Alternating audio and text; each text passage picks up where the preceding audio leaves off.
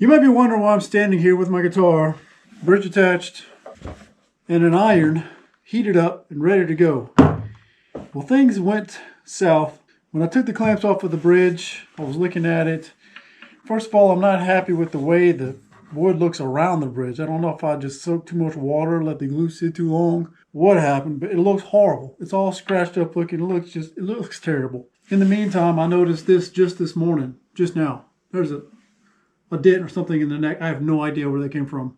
It's been sitting in the basement room. I don't know if my kids did it or what, but I had it up on top of a shelf, but there's no telling. So back to the bridge. I was looking at it and I was thinking, is that a shadow I'm seeing right there? So I took my phone light out. Sure enough, there's a tiny gap between the bridge and the soundboard. From here until here. It's down against it on the wings, and it's down all the way across the back. It's just in the very front, right up against the soundboard on the thick parts of the bridge. So what I'm thinking is, and this could be an absolute failure, I've heard that when you put binding on, and say you notice a gap in your binding, if you've used tight bond glue or yellow glue, you can heat up with an iron the spot where the gap is, and that heat up the glue underneath the binding and then clamp it out and clamp that gap out.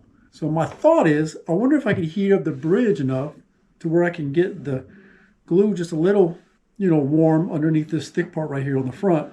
Get some fresh woodworking glue, try to slide it up underneath the parts of the bridge with this, and then put some of these through the sound hole and get really good clamping pressure on it if I could close that gap. That's what I'm thinking right now, instead of trying to take the bridge off, which I really, really don't want to do. So that's what I'm going to try. I've got a piece of cardboard out to match the bridge, just to kind of protect the other parts of the wood from the heat of the iron. I don't want to mess something up. Is it on? Yeah, let me put it to my face. Why don't I just touch it to my face and see if it's hot? And then I'm going to hold this down here, heat it up, have some glue ready to go. Super fast. Get some glue on this. Take this off. Glue, clamp. I guess we're going to find out if that works.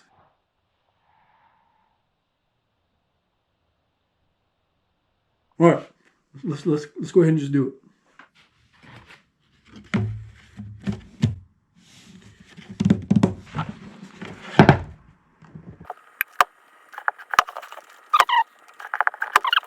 Try to give it a go here. All right, you ready? Ready?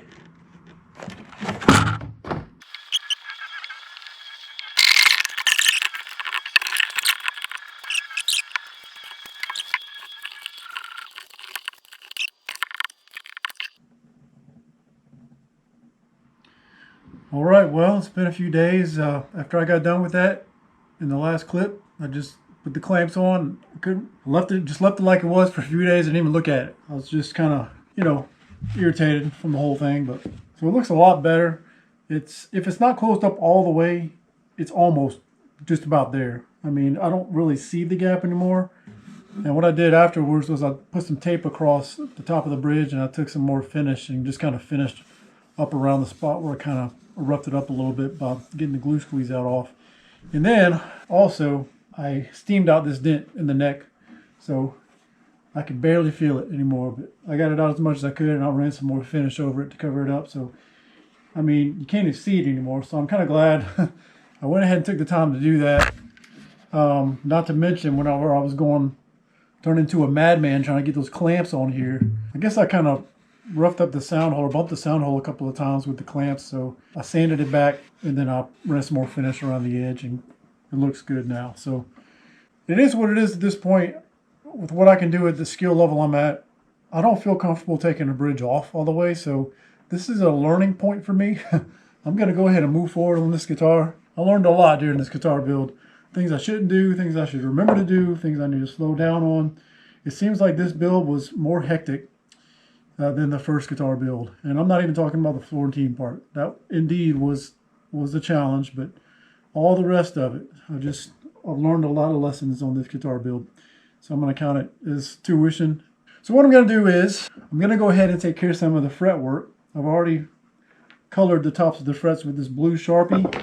And in the meantime, I made this. Okay, I took a file and I epoxied it to a piece of It's just scrap poplar that I had. I took my jack plane and planed the top to make it flat, and then I epoxied this file onto the board. And I got this idea from Robbie O'Brien, something he did in his own video course. So I'm going to go ahead and do the initial leveling of the frets, and then I'm going to come back and crown the frets, okay?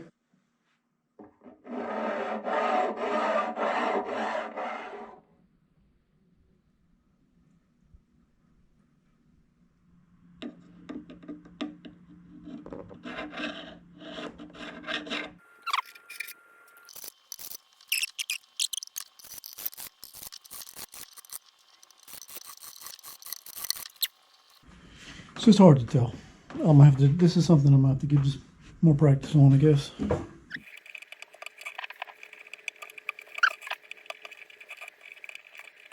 All right, this is gonna take a while. It's gonna take quite a while. I'll come back to you when I get done.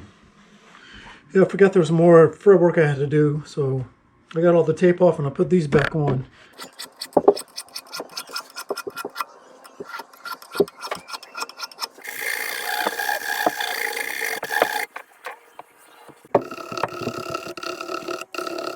I don't have any kind of buffing compound or anything, so I've got this 600 and this 1000. So I'm taping off around each fret, and I'm going to try to polish a little bit with these.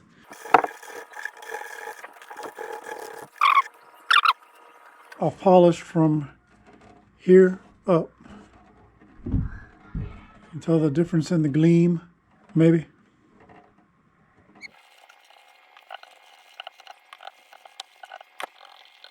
Yeah, it's looking pretty good. I'll do the bridge too, and then I'll wipe it down and I'll be back. Alright, I've jumped forward a little bit. The battery in my camera died, and I don't have the second one. I've lost another battery, so I had to put it on the charge, and I didn't want to stop, so I went ahead and made the nut. It took a little while to get it sanded down to thickness, but then I used this string spacing ruler and figured out the spacing of the strings, so I'm going to go ahead and notch those out.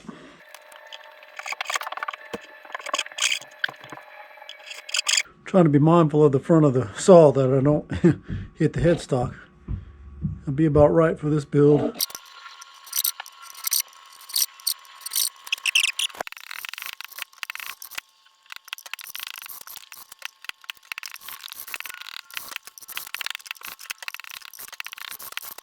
All right, now that I've got the nut done, I can start working on the saddle.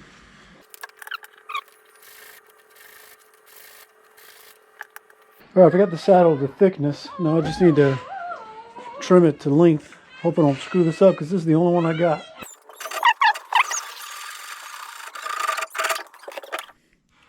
Okay, I got the saddle set up like Robbie explains in his course. I've got it sanded down, and I'm ready to move on to the next step.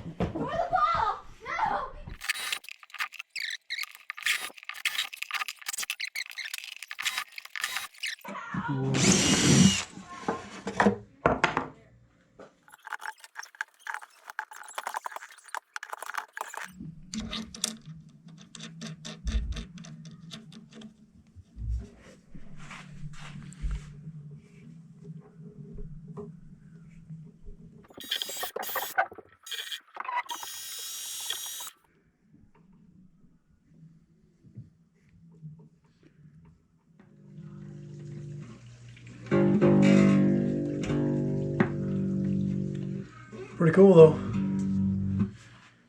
I've got just a little bit of buzzing on the D string, and I'm not really sure how to fix that yet. There's a little bit of buzzing, not much, but I don't hear any buzzing anywhere else. It's just the D string. So I got to read or figure out how to, or learn how to fix that. I'm not sure. So let me get set up, and then I still have not strummed the chord yet, okay? Let me get set up, and then we'll play it, okay? Be right back.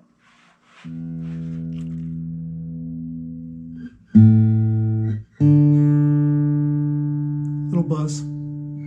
Okay, I just got these headphones in for a second so I can see if this condenser mic down here is picking it up. So I just tuned it. I have not played a chord yet. Sitting in almost the same spot as my first guitar, but Let's see, this time I'll just go for a just normal, I guess a G. Chris from the future here. It's the next day after that last clip you just saw, and I realized I forgot to record the audio going through the condenser mic, so I had to come back again today so that you can hear what it sounds like through the condenser mic, all right? So I'm going to go ahead and record a little bit of audio for you through the condenser mic, and then we'll jump back so you can see my original reaction, okay, to the sound of the guitar. So here we go.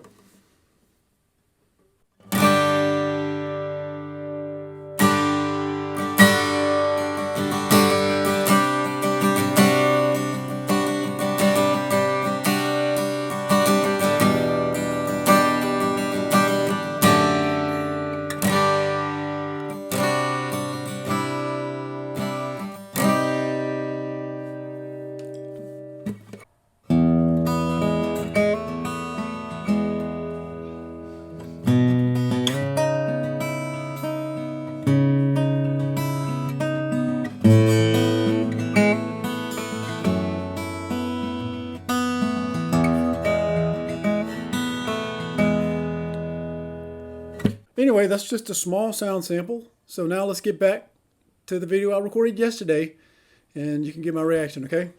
E.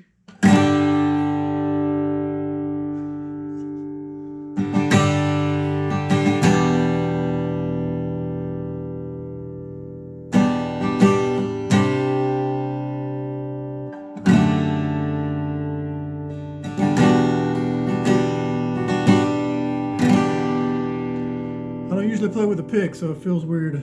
A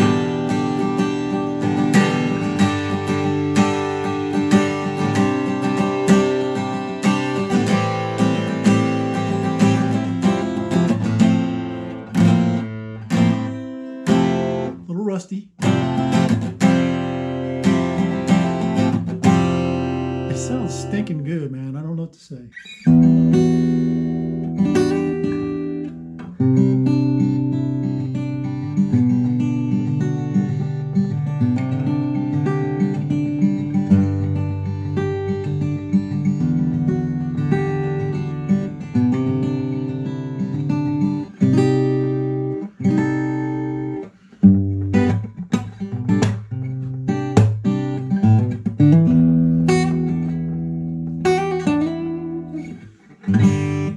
Very cool, very cool.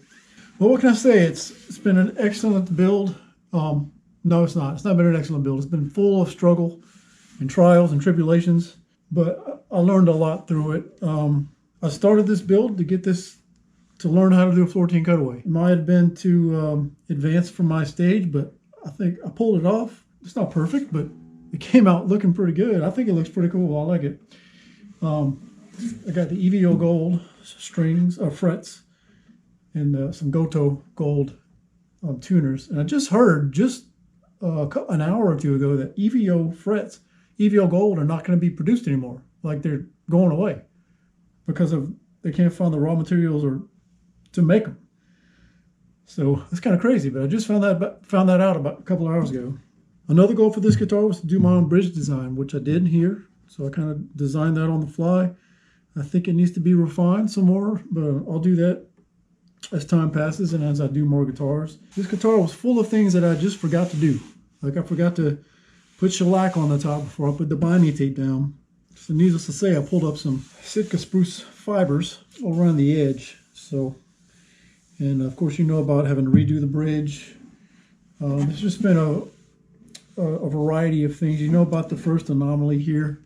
I think this is what set me off. If you go back in my video series, you'll see how I chipped out the Sitka spruce right here a little bit, which just looks like a little small dark spot now. But I think there's something that switched in my mind at that point. Like I messed up. It was an anomaly that you can see. So something in my mind turned off, and I just became a little more sloppy. So that's something I need to work on. That's my bad. That's my fault. I need to work on my workmanship and craftsmanship, and just doing the best I can instead of getting sloppy. So anyway, I mentioned I may sell this guitar in my last video. Right now I'm thinking I probably won't, just because of all the battle wounds this guitar has from its build. At least for now, I'm gonna hold on to it. I'd be interested to see how it holds up with some of the battle wounds that it received just from my sloppiness. But anyway, thank you so much for watching this whole series, liking and subscribing to my channel, and liking my videos. Liking the videos, I think, does a huge amount for me. So if you give this one a like too, I appreciate it. And anyway, that's all I got to say, really. So thank you so much, and I'll see you on whatever I'm doing next. All right.